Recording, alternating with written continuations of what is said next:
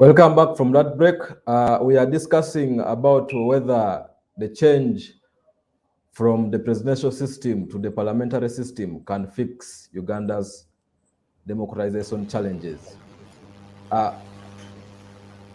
want to now bring you, Priska, on board. You are a journalist in parliament, and you witness one of the controversial bills, controversial amendments, the removal of the presidential age limit, which some members of the opposition really fought very hard. They never wanted it to pass, but at the end it passed. Now we are seeing another proposal being fronted by the so-called NRM Transformers Cadres Association. Who do you think is meant to benefit from this proposal, and who do you think is meant to lose from this proposal? Of course, the very first people that are going to lose out on this proposal are the Ugandans, as the professor has said, because they're not, they're, if it is approved, they are not going to have the powers to hold their president accountable. And when you look at the Transformers, the team that is bringing the proposal, most of them lost in the general elections. We initially thought it was kind of their bargaining chip. They wanted to use this to meet the president, but now, by the look of things, it's coming. This proposal is coming from government, as has been the case before. They are playing the same script, recycling as they always do. So it's just a few people, but now it's going to be a tough one to see how it's going to play out, because now you see the people who have been getting money from the election campaigns, then the people who are interested, so they will have to weigh between if you support the thing in future, you come out as you're likely to get a ministerial position when you back this thing during this time. So it's going to be a risky option for them, to the people who are going to back it up. And we know that even within the party itself, there are people who are fed up of the old man. And already we have seen the powers. We have witnessed the power struggles also in the first family, because there is a camp that is fronting Mohozi, there is a camp that is fronting Odrek. And I was also surprised recently that even Salim Saleh is interested in the presidency. And of course, when I heard the news, I asked myself, where is he going to get the papers? Because we, from what we know, is he's a P4 dropout. But he has A level. Yeah, so that is the thing that they. So when he qualifies, when he we has ask A level. ourselves, where are we going to? Yeah, so someone said, what if the money has been reading when we don't know, and he has the papers? He has.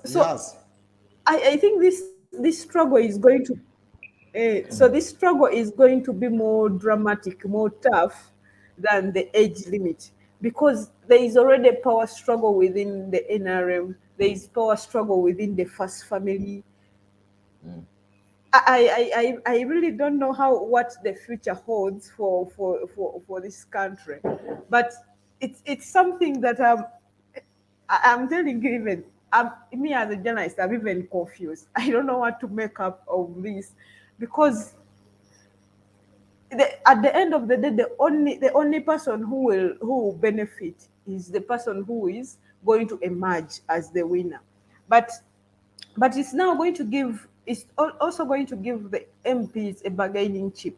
For them, they will set a very high price for the president, and they say, if you want us to vote this person or your son, they are going to set a very high price for him.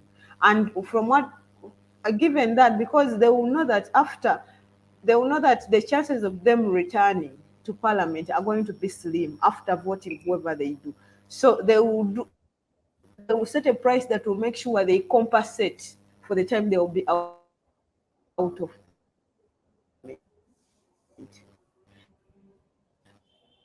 So one of the people to benefit from this are the MP. They are going to really invest a lot of to invest. Probably the money he has been spending on people among. But when Professor was comparing parliament vis-a-vis our parliament here, a scenario happened recently where the First Lady summoned Parliament to Kololo, and when the Deputy Speaker was the first person to talk about the issue, reveal the summons before the chambers of Parliament, and the opposition members protested it. I think the speaker himself got a phone call, and he returned the next day. You could see someone who is afraid of.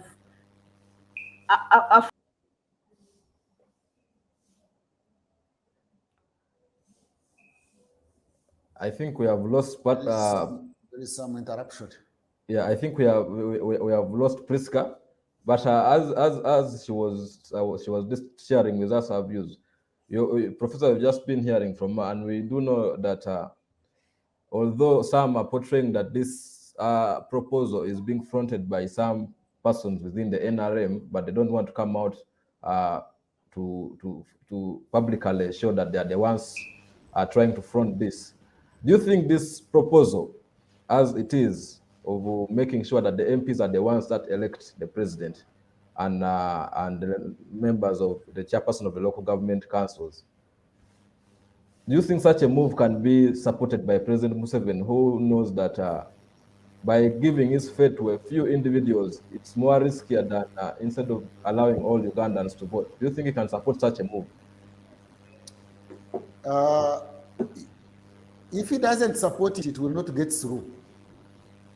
Because let nobody in the NRM tell me that they have got any powers of decision making beyond the president. If I can remind some of you who may not have been old enough to know what happened when we were shifting from movement system to multi-party system, the NRM party set up a committee to go and deliberate on the question of whether we should go multi-party or continue with the movement system.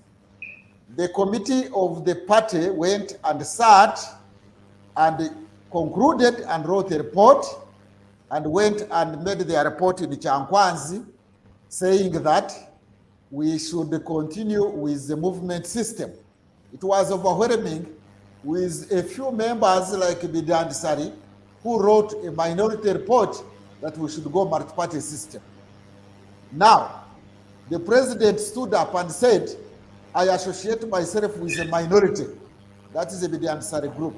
And everybody in the movement who had supported the continuation of the movement system also said, we support multi-party system.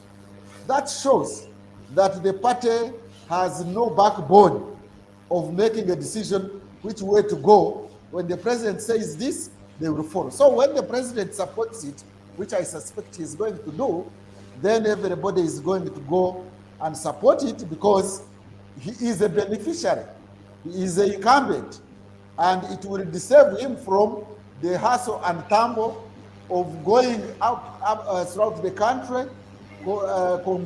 conversing for political support. All he needs to do is get a telephone number, sit down on his chair, and ring every member of parliament who will have passed through, especially the NRM party members. He rings you at around 2 a.m. in the night and says, are you supporting me or are you not supporting me? And you can imagine when the president, who is rated to appoint ministers, is ringing here a member of parliament who expected to be appointed a minister and says, are you supporting me or are you not supporting me? And definitely everybody will answer the call and say, we are supporting you. And there are benefits accruing from supporting himself or his candidate. So the whole thing will rotate around what the president will have supported. And I can see him supporting the whole idea because he is a beneficiary. But let me quickly go to who will be the loser, which you asked my colleague. The loser will be democracy. The democracy deficit gap will widen. Two, once you have that democracy deficit and there is no political accountability to the citizens, it will weaken the governance system in Uganda. And gradually, there will be some people who will be frustrated. The more you continue frustrating people, the more you have polarization in the country, and the more one day I want to warn seriously the population in Uganda, we shall have this country disintegrate. There is nothing like this country cannot disintegrate as long as we continue with the politics of opportunism. You know, recently in Ethiopia, they had a ruling party under Meles Zenawi. It sat down on the rights of citizens. It disenfranchised the citizens to the extent that in 2005, the opposition lost all the seats and the ruling party got 100% in parliament. Mark you, TPLF got 100% in parliament. So it was as if it was so popular, but the popularity was not there. It is that the party controlled the vote of the people, the decision of the population. So they got 100% in 2005. In 2015, sorry. In 2019, 4 years later, the party disintegrated. It was actually disbanded. And TPLF core group cadres went to the bush to fight the current government. In fact, the prime minister who succeeded Meles Zenawi was so disturbed by not being recognized by that ruling clique, which had controlled the Ethiopian politics for 30 years. He resigned. This new prime minister came in, dissolved the parliament, dissolved the party. A new party was founded. The other core hardliners of the TPLF went to the bush. Ethiopia is now almost at the verge of disintegrating. And you are talking about a party that got 100%. So Mary saying that NRM is getting big percentage is not a reflection of the political support in the country. We can have disintegration.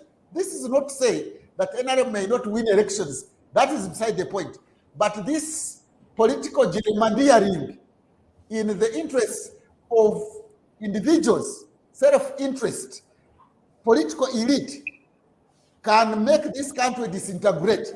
I have to warn, let nobody say that historians like me have not warned this country. This country can disintegrate. I've heard quite often people say that Uganda has existed and will always exist. It is going nowhere. Let them tell me where Yugoslavia is. Yugoslavia has disintegrated after Marshal Tito, who had been in power for more than 30 years, died. Yugoslavia is now 6 independent states. Where is the Soviet Union? It disintegrated. Where is Sudan? It disintegrated. Ethiopia is about to disintegrate. There is no Somalia after Siad Barre had been there for a long time. There is almost no state to talk about in Congo after Mobutu had been there for more than 30 years. Let the politicians, the political elites in Uganda be one that this political gerrymandering and just laughing the matters of governance casually and say we shall win them. After all, we have the money, we have the maje, as this lady Anita did say, we have the maje, and therefore we shall win. By the way, she lost. Where did the maje go when she lost the post? Let Ugandans be careful. Let's not joke about and play around the issues of national governance and just pretend that everything is okay. This country can disintegrate. It has all the signs of disintegrating unless we change our minds and stop politics of opportunism. Thank you so much, Professor Priska. Now I want to bring you on. You are a journalist in Parliament, and we know that ACFIM reports have highlighted that members of Parliament spend if it's a minimum, is about 500 million Uganda shillings to go to parliament. And we see most of them are indebted. Where does the current proposed system of parliamentarism leave the minimum in terms of whenever if they go back to their constituents? Don't you think this is likely to escalate their cost of campaigns?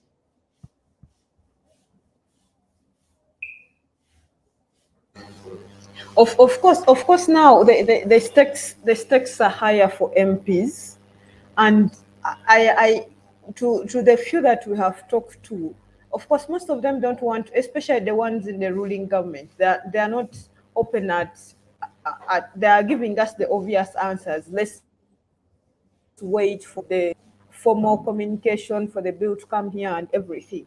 But when you ask them, some of them tell you switch off your mic, and I tell you because they're like, we are actually afraid that we are going to spend more than we have been spending because the stakes are going to be higher. For heaven's sake, you're the person who is going to vote for let me say, one of the people, the MPs in Wakiso have the highest number of voters, people like the Semujus. You have close to a million voters in your constituency. So you're carrying the weight. You're going to vote the president for over a million people. So when you go back to the constituency, the stakes are going to be higher. And the MPs say that now the voters are going to say, after all, after you're going to reclaim back that money when the voting for the president comes. So that even the MPs themselves are afraid because they know that they are asking themselves, is the money I'm going to inject in going to be worth it? Will I reclaim the money back? So even when I think they will only be relaxed after they go through the elections at the parliamentary level. But when you go back to the warning that a professor has made, you see most times people, there is this argument on the remarks people say that Ugandans are not angry enough. That if we were angry, we would be doing something more than that. Instead of merely talking, that we will do something more. It's something that people try to like to provoke people, like to capitalize on the frustrations that Ugandans have. That is why when the people who have studied politics, like the professor have done, have spent a lot of time, read so many books. I don't know how many books the professor reads in a day, and he has given us the examples of Yugoslavia, Somalia, Ethiopia, and everything. These are the people who know it. But even when he sounds that warning, there are people who are going to tell him he's just scaremongering, and because they're like, if really Ugandans were angry, they would be doing more than the talking that the professor is doing. So I don't know how the professor reacts to such arguments, and saying, I'm wondering, can I ask the professor whether you Ugandans are angry enough, or at what point shall we be angry enough? And if he's giving us the percentage of the anger among Ugandans on 100, where have we reached? Because the people who are usually throwing the bait at us, they are saying we are not angry enough.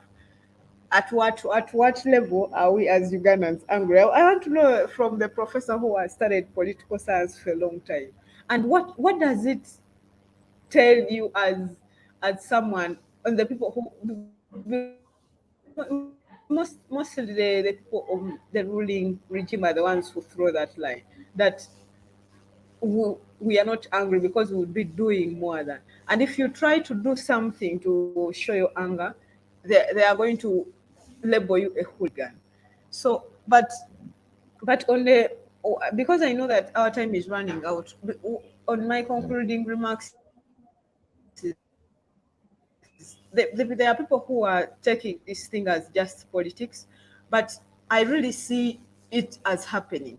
Some people have argued that that the president will not support it because he wants to go through an election and show the international community that he gets that he held an election, a legitimate election for. But from what I've been about 3 has gone through. Probably I should even go back and start writing my title. But there are people who are skeptic and say, no, he can't do this to us. But to the listeners out there, I'm like, I think just open up your mind for anything that is coming in the near future for this.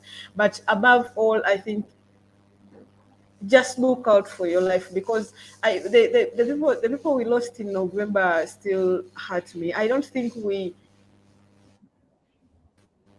just look out for your safety, because what I know is this: there might be some bloodshed come when this proposal comes on board. Thank you, Priska. Now, Professor, I'm going to give your concluding remarks in the next 3 minutes. But as you conclude, I want you also to tackle this proposal being fronted by DP. DP is also fronting for a change in the electoral system from a first post or a winner takes it all to a proportional representative system, whereby political parties front their candidates, and then citizens vote for political parties, and the percentage of the votes gotten by the political parties are the ones they allocate to those political parties to fill in the candidates. Do you think this would be the best way for Uganda moving forward, as you conclude, and also as you respond to Priska's question whether Ugandans are really angry or they are yet to be angry, and at what stage do they get angry? Thank you. I don't think we shall have time to exhaustively discuss those important questions. But on the question of anger, I want the listener out there to know that anger is not necessarily always negative. There is positive anger and negative anger. And even in the biblical story, you find the holy anger. There was the holy anger of Jesus when he went and found his temple was being abused, and he got angry. So that was holy anger. So similarly, there can be transformative anger. Anger towards injustice, aimed at removing injustice and fairness in society. That would be positive anger. But when that anger is not properly channeled, and it is bottled up, and it is not well mobilized so that it becomes transformative anger, it can end up being anarchical anger. And that's where you find when some societies become so angry, but they are not so organized and they have been bottled up, they end up having anarchy in society. So anger is good and bad, and it is good when it is for social justice, and it is bad when it is promoting and preserving a privilege. So that's what I can say. But gradually people are going to be angry and frustrated, and in a manner that they are not organized, and we shall have anarchy. Coming back at proportional representation. Proportional representation is also a proposal or a system that has come to cure some deficits of democracy and nation building, especially nation building, in the sense that when the party comes up with a party line and people vote the party, then the member of parliament who is elected does not have to be sectarian to elect people or to work for people of his own area. However, it has got its own challenges itself, because sometimes the ruling party, when it is so powerful and members of parliament are paying only allegiance to the leader and to the party, it also disenfranchises the population. The population will now have no say on who is going to be their leader. Their leader will only be coming from the party secretariat or the party committee. So it has got its positives and negatives, and it has to be weighed and discussed. But it was mooted during the CA the deliberations, but the current government and the politicians rejected it. Otherwise, it could go a long way to reduce sectarianism, to reduce this business of saying that you cannot be an MP where you are not born. That is its advantage. But it has also got its challenges of disenfranchising the population from directly electing their member of parliament. It's a matter of having proportional representation mixed with or balanced with direct elections. So you can say, for example, that constituencies will be under proportional representation. That is the counties, but like for example, the women or the districts can be elected under proportional representation, so that we have a mix of the winner takes it all and proportional representation. It's a complex issue, but it can also be addressed to address the questions of the nation building deficit and democracy challenges.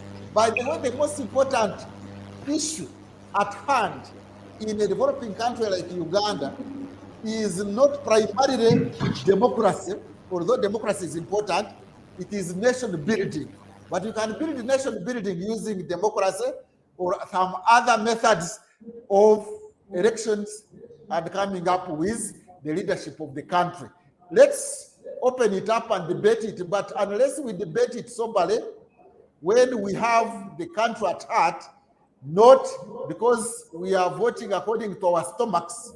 Let's vote, let's debate with our heads, not our stomachs. But if we use our stomachs and not our heads, this country is rated to disintegrate when the anarchical anger, not transformative anger, reaches a certain boiling point and it spreads, and the country is engulfed in anarchy. Because we are a developing country, we are not yet a nation state. We are still trying to build a nation state, but we are building it based on unprincipled values of self-interest, self-promotion, not national interest. That is the challenge I have, but proportional representation is another debate which can also have another hour of debate. I thank you for listening. Thank you so much, Professor Mambusha Ndebesa, and also Priska Wanyenya, for your time and sharing your views with our audience. We have come to one end of this show. We want to appreciate all the audience that has been outside there following us from the start. We shall have another edition of ACFIM Talks next Friday, same time. We want to thank you all, but let's continue with the engagement. Let's continue debating. Let's debate using our heads, as Professor said, but not our stomachs, so that we can have a progressive democracy in Uganda. Thank you so much.